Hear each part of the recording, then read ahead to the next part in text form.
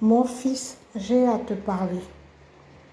C'est vrai que maintenant, tu as dépassé le cap de la trentaine, tu as 34 ans, tu vas vers tes 35 ans, et tu regardes tous tes amis, ils sont mariés, ou ils ont déjà une femme à la maison, que ce soit en mariage ou en concubinage, et ils ont déjà des enfants.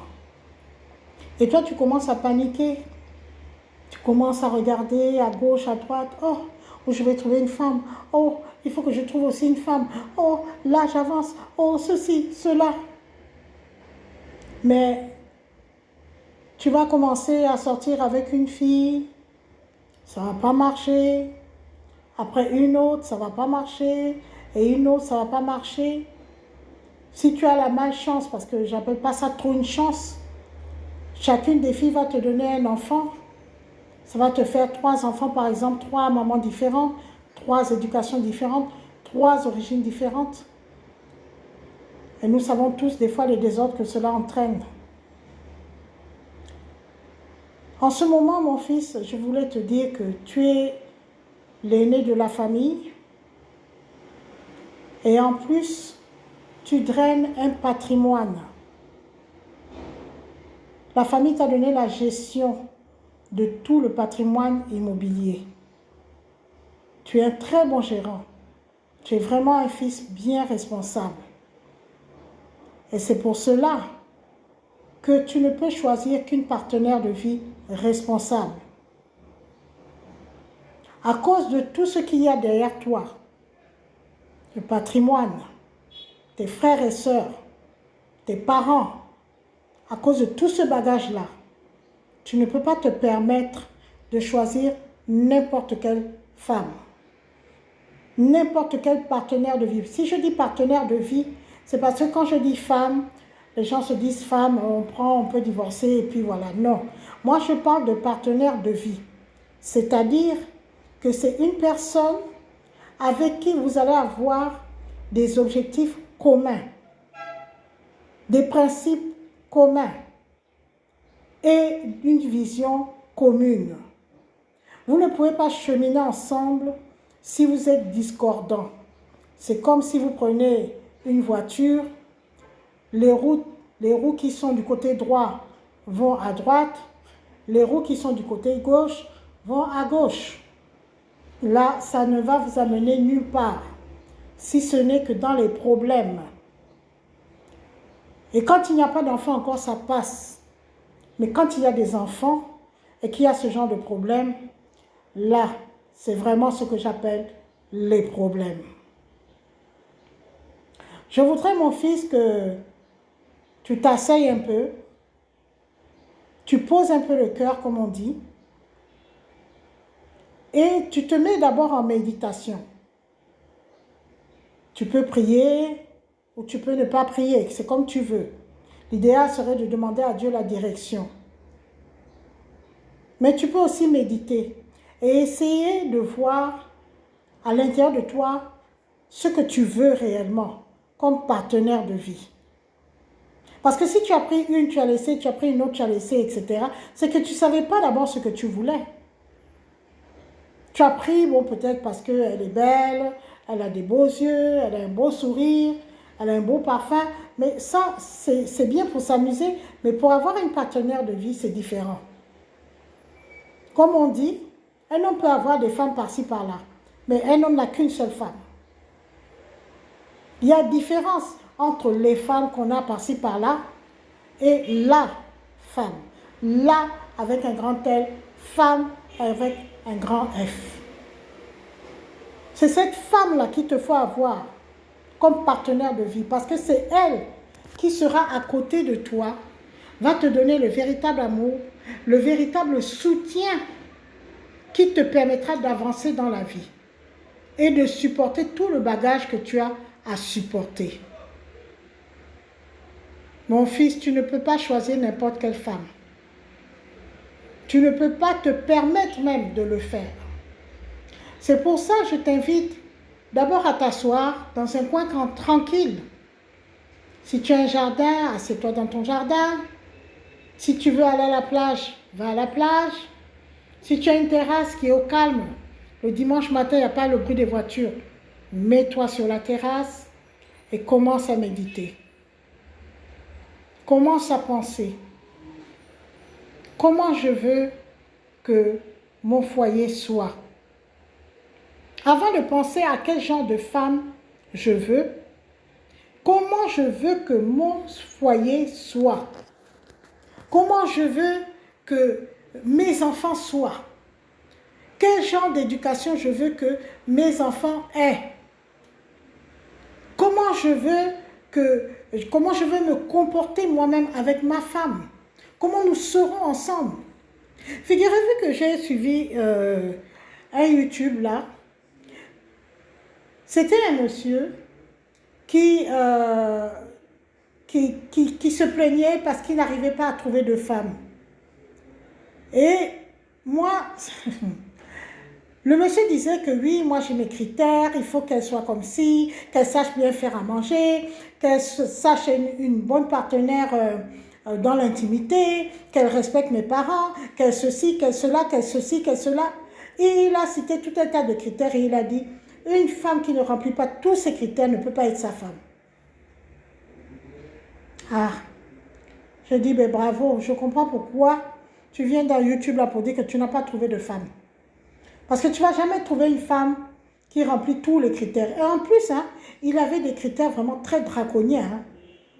Moi, je veux une femme qui reste au foyer parce que quand je rentre à la maison, je veux qu'elle soit là. Je veux qu'elle me fasse à manger. Je ne mange pas la nourriture du doigt. Je veux que. Mais c'était dans YouTube, je ne pouvais pas lui répondre. Mais j'avais envie de lui demander que, toi tu veux, mais toi-même d'abord, tu es comment? Est-ce que d'abord tu es le partenaire idéal? C'est bien beau d'exiger ceci, cela, mais comment toi tu es? Parce qu'apparemment, une femme qui va t'épouser, elle sera très malheureuse. Elle sera extrêmement malheureuse. Est-ce que dans tes critères, il est question de bonheur? Ça, c'est une question qu'il faut se poser. C'est pourquoi, mon fils, je t'invite à méditer. D'abord sur toi-même. Sur toi-même. Qu'est-ce que tu veux réellement et qu'est-ce que tu penses que tu peux apporter à ta partenaire de vie lorsque tu en auras trouvé une? Parce que le mariage, c'est un échange. C'est un échange entre l'homme et la femme. Et l'échange est tel qu'à un certain moment, les deux sont fusionnels. C'est pour ça que dans les couples, vraiment, les anciens couples, on a l'impression que le mari et la femme sont frères et sœurs. On a même l'impression qu'ils se ressemblent physiquement, ce qui n'est pas le cas.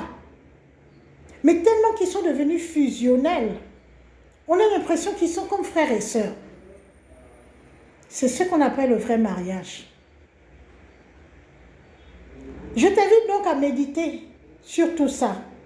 Qu'est-ce que toi, personnellement, tu peux apporter dans ta vie de couple, dans la vie de tes enfants et dans l'avenir de votre couple si un jour tu trouves ta partenaire de vie?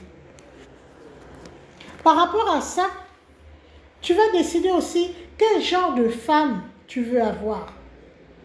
Puisque dans tes rêves, dans tes ambitions, tu aimerais tel type de foyer, des enfants de telle catégorie, une éducation de telle manière, etc. Donc, ça te pousse à choisir une certaine catégorie d'épouse.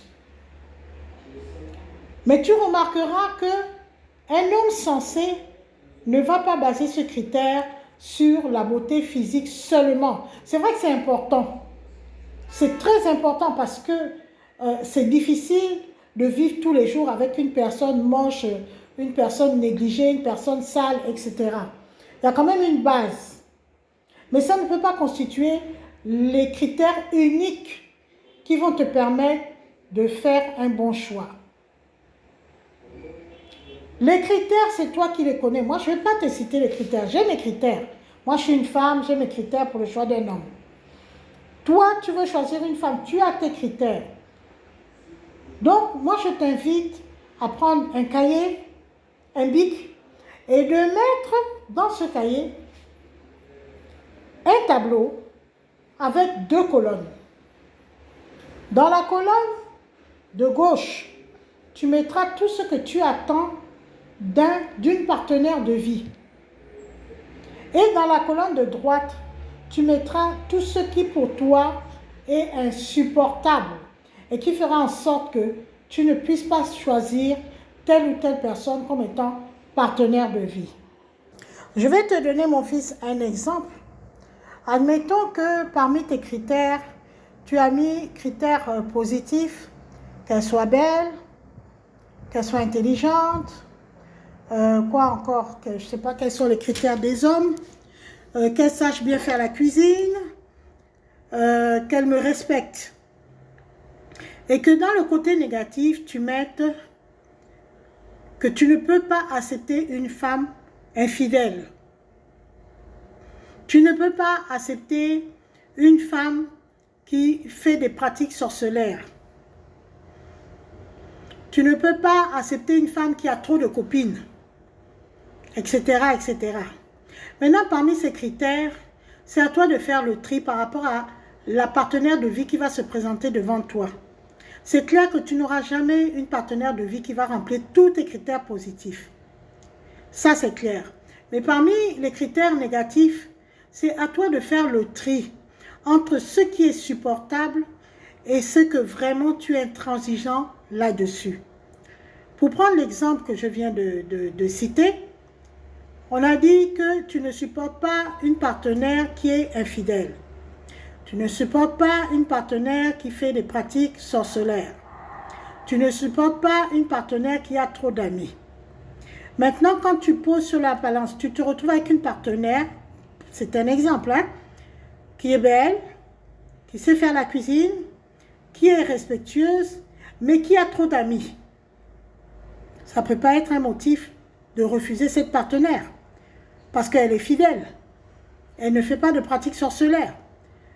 Tu vois, ça c'est un exemple que tu peux utiliser pour faire le choix de ta partenaire de vie. Par rapport à ce que tu vois devant toi, par rapport à ce qu'elle te dit lorsque tu commences à faire connaissance avec elle, et aussi par rapport à ce qu'elle ne te dit pas, mais que toi, tu arrives à distinguer quand tu es face à elle, quand tu la regardes, quand tu l'écoutes. Il y a des choses qu'elle ne va pas te dire, mais toi-même, au fur et à mesure, tu vas découvrir ce qui est caché.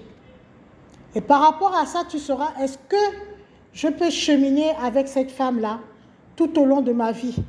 Est-ce que la mettre à mes côtés va me faire aller de l'avant ou au contraire va me faire regresser dans mon existence?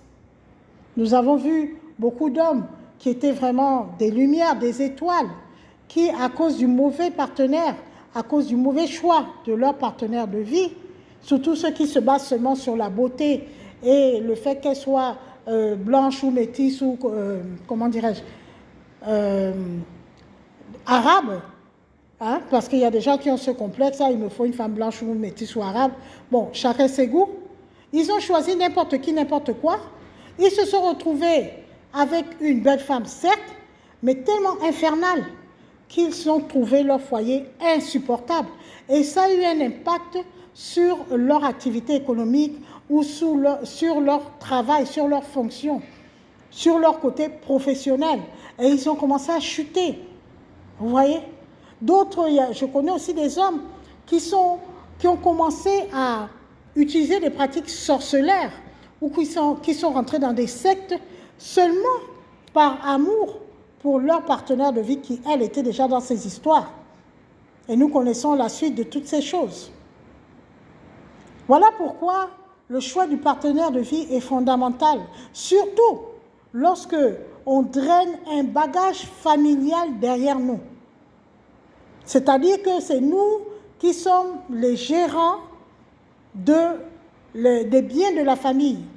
Vous voyez, les gens qui ont des grandes entreprises, et c'est toi, le fils aîné ou bien le fils qui est le plus approprié, qu'on a mis comme gérant de tout ça, ou c'est toi qui dirige le cabinet médical du père qui est déjà vieux, c'est toi qui prends la relève, ou bien c'est toi qui gère tous les biens immobiliers de la famille, c'est clair qu'avec tout ce bagage-là, tu ne peux pas te permettre de prendre une femme volage, une femme qui est voleuse, qui va te voler de l'argent dans les poches, ou une femme qui ne sait pas se comporter, une femme vulgaire, une femme vraiment incroyable, quoi. Tu es obligé de faire le bon choix. Et pour ça, tu n'as pas d'autre choix d'abord que de fixer les critères et de voir aussi comment toi tu peux apporter ta pierre à l'édifice. Voilà mon fils, j'espère que ces quelques conseils-là te seront utiles et j'espère que dans quelques années, tu viendras me dire, maman, voici la personne que je voudrais épouser et j'espère que ça sera le bon choix. Je te dis au revoir et que Dieu te bénisse.